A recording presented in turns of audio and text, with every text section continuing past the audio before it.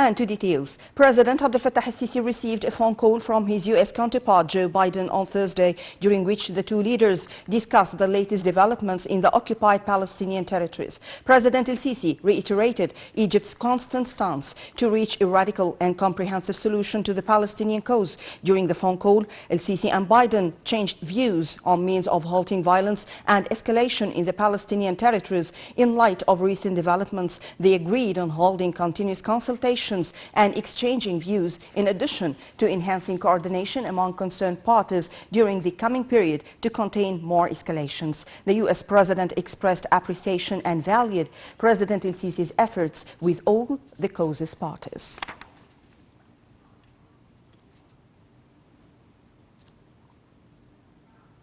Israel and Palestinians in Gaza agreed to the Egyptian-sponsored ceasefire on Thursday to end 11 days of conflict. A statement from Israeli Prime Minister Benjamin Netanyahu's office said the Security Cabinet had unanimously accepted recommendations to accept an Egyptian initiative for an unconditional ceasefire. Palestinian factions in Gaza confirmed the ceasefire in a statement, saying it would come into force at 2 a.m. Friday. This ceasefire comes to crown the Egyptian relentless efforts to stop the escalation of violence and the deteriorated situation in the occupied Palestinian territories. Egypt will send 2 security delegations to Tel Aviv and Palestinian territories to follow up implementation of the ceasefire.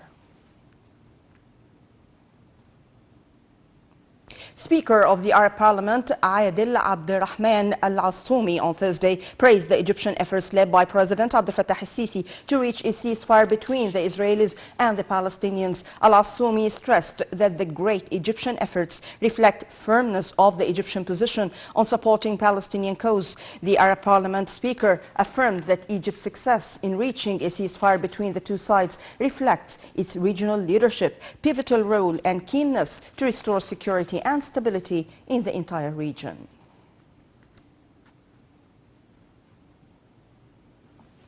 Foreign Minister Sameh Shoukry received on Thursday a member of the Central Committee of Fatah Movement, Azam Al-Ahmad, who is also an executive member of the Palestinian Liberation Organization. Shoukry asserted Egypt's pursuits and intense contacts towards ending the current escalation in the Palestinian territories and reaching a ceasefire in Gaza. The top diplomat reiterated Egypt's continued backing for fellow Palestinians on all fronts, in line with directives by the country's political leadership. In the framework of Egypt's plan to support the Palestinian people, the Ministry of Health has allocated a total of 165 ambulances and 11 hospitals for the treatment of Palestinians injured due to the Israeli brutal aggression on Gaza. The ambulances are equipped with all needed equipment and medical supplies, including oxygen cylinders and different medicines. Ambulances evacuate the injured from the Rafah border crossing and deliver them to the mentioned hospitals in Egypt. Egypt confirmed its rejection of any unilateral Ethiopian measures regarding the Renaissance Dam and state is committed to securing the interests and rights of the Egyptian people. Spokesman of the Foreign Ministry, Ahmad Hafiz, said that Egypt rejects filling the Ethiopian dam during the next flood season in the current year's summer. His remarks came in response to a statement of the spokesman of the Ethiopian Foreign Ministry on Ethiopia's intention to complete the dam even if the 3 countries did not reach an agreement on filling and operating the dam. Hafiz added that the statement of the Ethiopian Foreign Ministry revealing the bad intention of Ethiopia and its quest to abort the ongoing efforts of international and African mediators to solve the crisis and its desire to impose the de facto on the downstream countries.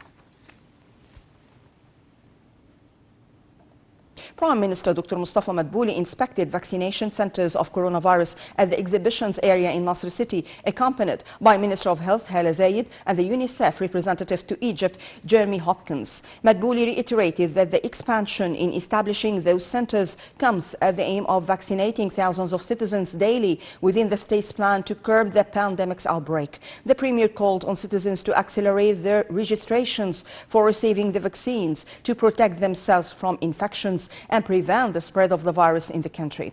The Minister of Health illustrated that the vaccination centers have the capacity of receiving daily about 10,000 persons, and then included 96 clinics, a parking area, and start working from 9 a.m. until 9 p.m. on all the week long, except for Fridays. Meanwhile, Madbouli talked with some citizens there, where they praised the high level of preparations and organizations of the centers.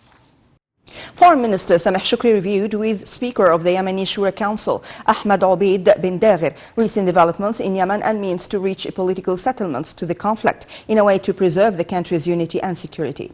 Foreign Minister Shukri reiterated Egypt's firm stance towards Yemen, describing it as a key pillar in the Arab national security. Speaker of the Yemeni Shura Council expressed high appreciation to Egypt's ongoing support to his country and also expressed his country's keenness to activate and increase bilateral ties with Egypt. Comedian and renowned artist Samir Ghanem died on Thursday at the age of 84 after enriching the cinema, theatre and television with a number of great works of art and starred many comedian and entertaining movies and series. Details. Renowned comedian Samir Ghanem passed away on Thursday at the age of 84 due to kidney complications resulted from the coronavirus pandemic. The late famous actor and his wife, actress Dalal Abdelaziz, contracted the virus in late April and were transferred to a Cairo hospital to receive close medical care. The great artist had enriched the cinema, theatre and television with a number of great works of art and starred many comedian and entertaining movies and series. Among Ghanem's best-known roles was the comic character of Fattuta, a famous TV classic from the 1980s.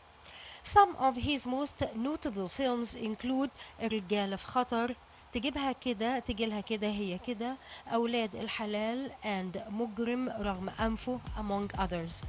His filmography includes over 40 films between 1964 and the present. Samir Ghanem was a member of the stand-up comedy trio ثلاثي أضواء المسرح alongside late comedians George Sidhom and Dave Ahmed. In 2017, Ghanem received the Faten Hamama Honorary and Excellence Award as testament to the vital role he played in the film scene and his eminent contribution to Egyptian cinema. Ghanem was born on January 15th in 1937 in Cairo and earned a bachelor's degree in agriculture from Alexandria University. He has two daughters, famous actresses Dunya and Emmy.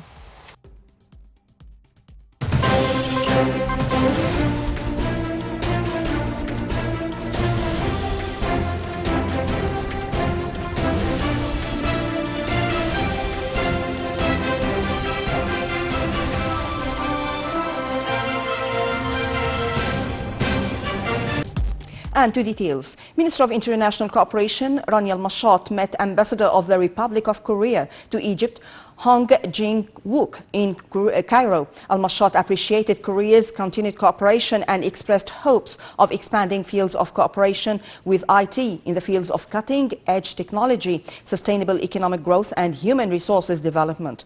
Furthermore, Al-Mashat and Hong reviewed the status of ongoing ODA grants worth $2.7 million, including $1.9 million for newly implemented projects in 2021. The Republic of Korea has recently chosen Egypt as its official development assistance priority partner country and the ways to promote development cooperation through ODA country partnership strategy. Egypt's stock market indices retreated, being affected by selling operations by Arab and foreign investors. The main EGX 30 index retreated 0.69%. The small and medium EGX 70 index added 0.54%. The more expanded EGX 100 index lost 0.62%.